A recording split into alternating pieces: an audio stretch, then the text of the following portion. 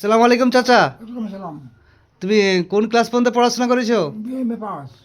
মাশাল্লাহ মাশাল্লাহ, বিএ এবং এমএ পাস। হ্যাঁ। কেউ বলবে নাকে দেখে? আপনাদের ধারণা নেই, ইনি হচ্ছে ভারসাম্যহীন। তোমার নাম এবং ঠিকানা লিখো দিদি দেখি। নাম ঠিকানা? হ্যাঁ, নাম ঠিকানা।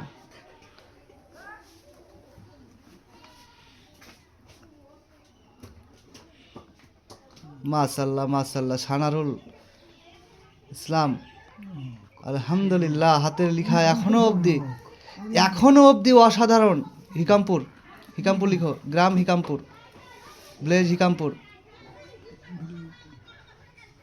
আলহামদুলিল্লাহ আলহামদুলিল্লাহ, হাতের লেখা আলহামদুলিল্লাহ মাশাল্লাহ, কত সুন্দর দেখেন।